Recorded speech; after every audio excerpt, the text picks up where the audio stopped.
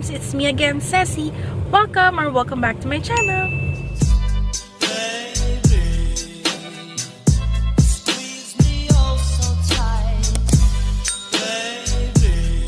So for today's video, pupunta tayo sa Okada, Manila, sa Pasay City. So ngayon nagbabiyahin na kami papunta doon to celebrate our wedding anniversary. So first wedding anniversary. Oh, happy ka naman.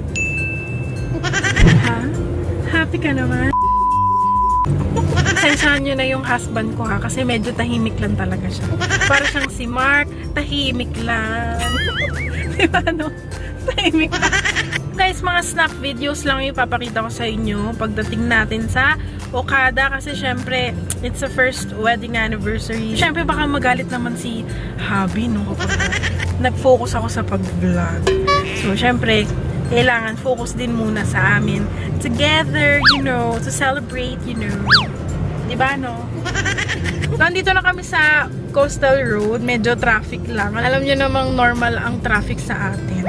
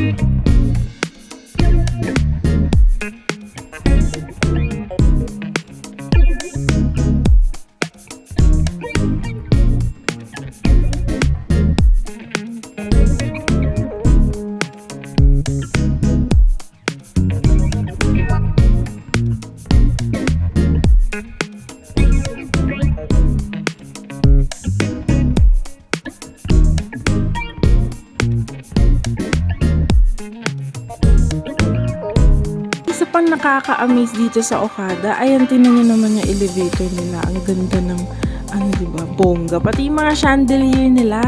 Ayan, sobrang ang gaganda. Diyos ko po. Sobra talaga maa-amaze ka sa itsura ng mga chandelier. Na parang, yung mga diamante na yan, parang ang sarap itasin. Kasi ang gaganda talaga. Sobrang bongga talaga. Parang ang sarap nilang iuwi.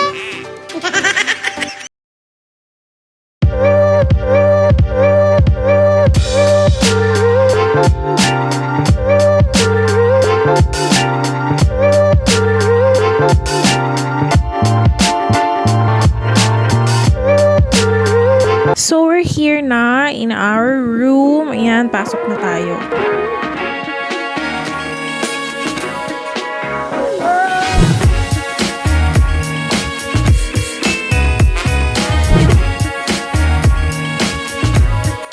So, ito yung pinaka-aircon controller nila. Ayan. So, dyan nyo lang i-adjust kung gaano nyo kung gusto kalamig yung aircon. Ganyan.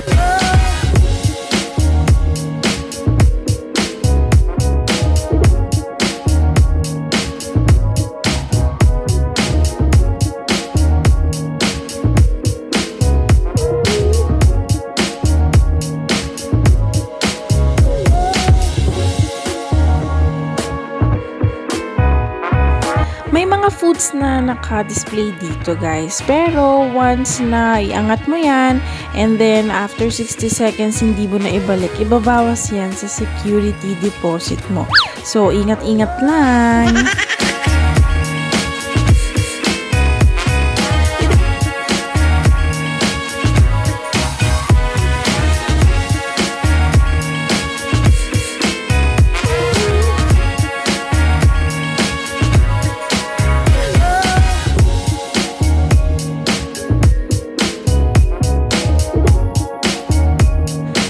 sa area ng room na to, merong mga free water bottles. Natumba pa.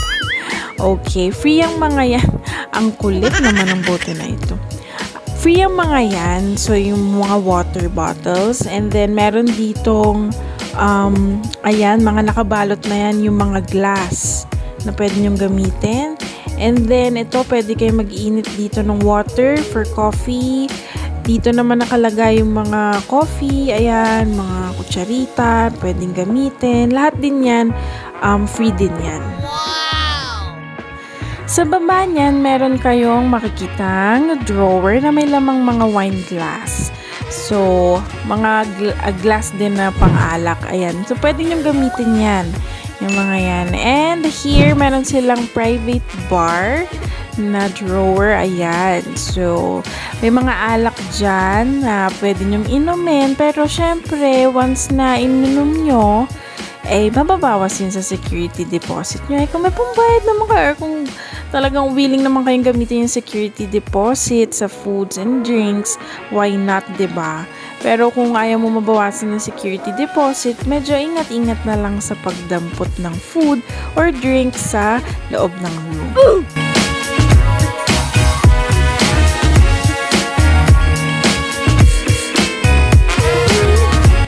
Then here naman yung kanilang closet. Ayan. So, kahit ano pwede mong i-display dyan or isabit dyan yung mga damit para hindi malukot. And dito naman sa ilalim, ay nakalak. Okay. Meron dito sa ilalim, ayan, merong slippers dyan na free lang din yan. Pwede mong iuwi yan. So, and then here, nakalagay ang bathrobe para sa inyong couple. Okay.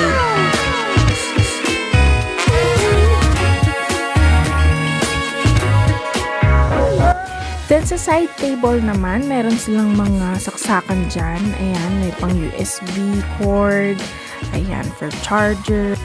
Then, in every room, merong tablet kayo na pwedeng gamitin. Kasi pwede itong gamitin sa mga features ng room. Like yung makokontrol nyo yung curtains, etc. etc.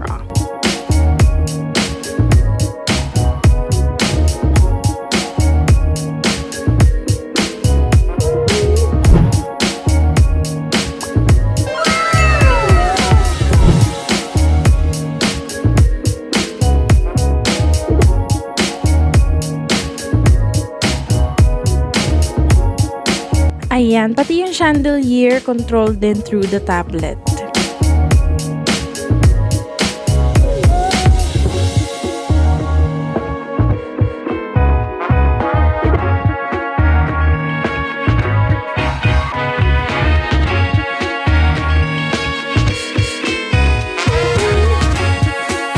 So, halos lahat makokontrol nyo sa tablet, guys. Like yung chandelier, yung ilaw ng chandelier, ayan yung mga drapes, yung curtains, lahat yan pwede nyo makontrol through the tablet.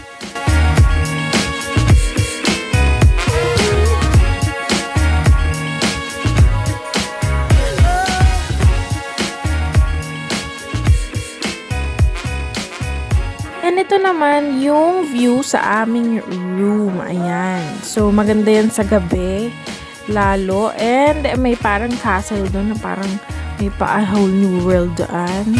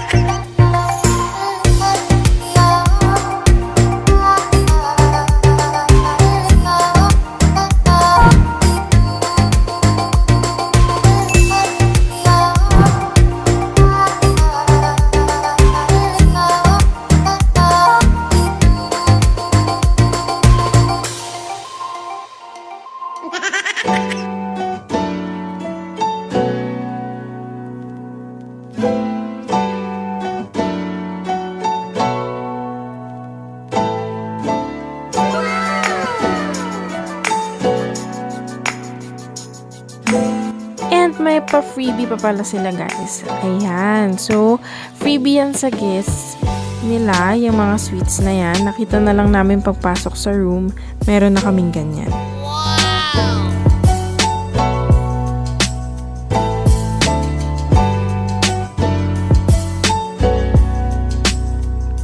Then, sa jacuzzi area, may makikita rin kayong ganito na mga nakabalot na glass na pwede nyong gamitin, and also mga bottled water. And, syempre, may mga kit dito na freebie din. Lahat yan, pwede nyo iuwi yan. Okay, syempre, iuwi natin yun later.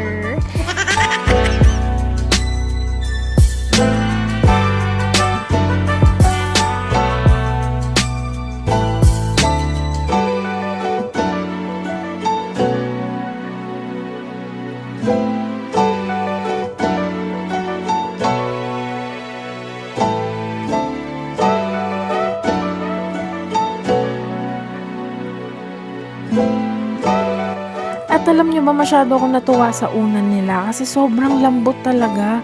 Parang never pa ako nakagamit ng ganito kalambot na unan. As in, super lambot talaga guys. Parang gusto ko rin talaga siyang iuwi. Ginagawa mo!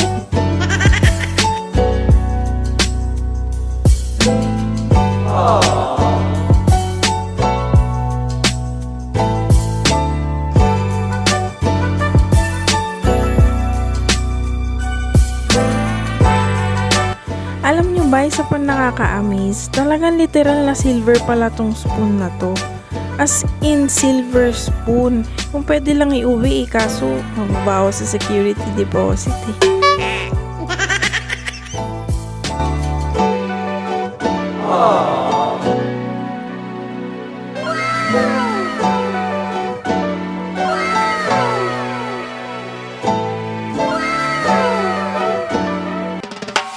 So, let's go naman sa kanilang pool area. Magsuswimming tayo.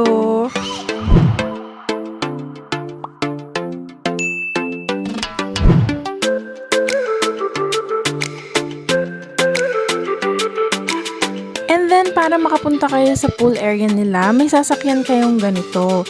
So, hindi ko alam kasi kung anong tawag sa ganitong sasakyan. Basta, sasakay kayo dyan para makapunta sa pool area.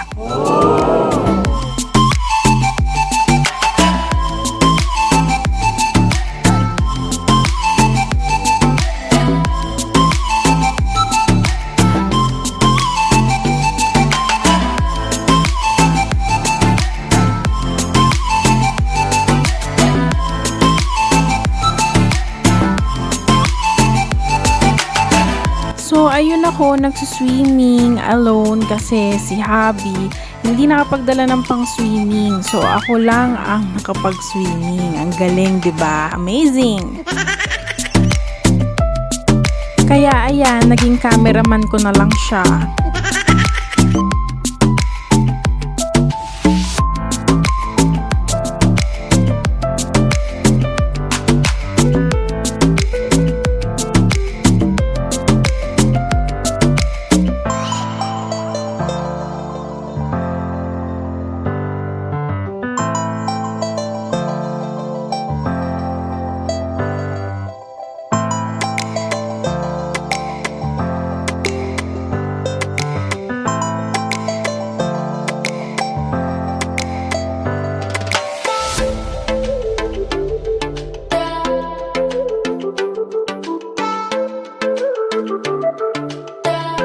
So, kung paano kayo pumunta sa pool area, ganun din kayo babalik.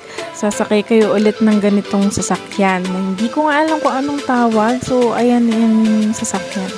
Ayan, yan yung sasakyan nyo. Ganyan.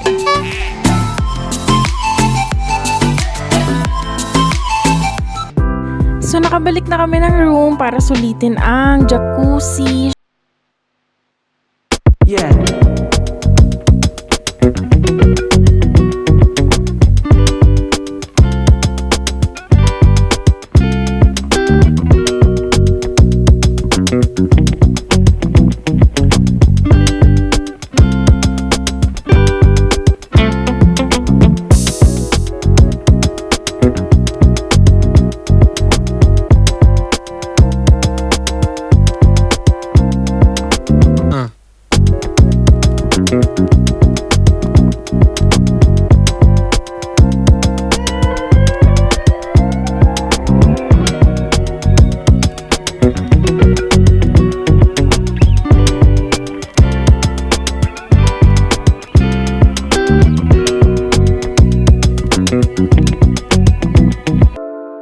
So, ito yung sinasabi ko sa inyo kanina na iuwi natin yung mga freebies na yan. Diba? Sayang naman.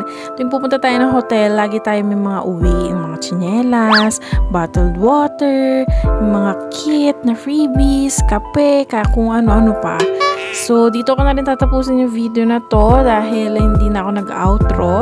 Pagod na rin and pauwi na rin kami. So guys, thanks for watching. Don't forget to subscribe my channel if you haven't yet. And of course, click that notification bell para ma-notify ka if may bagong videos ako. Thanks for watching guys. See you at my next video.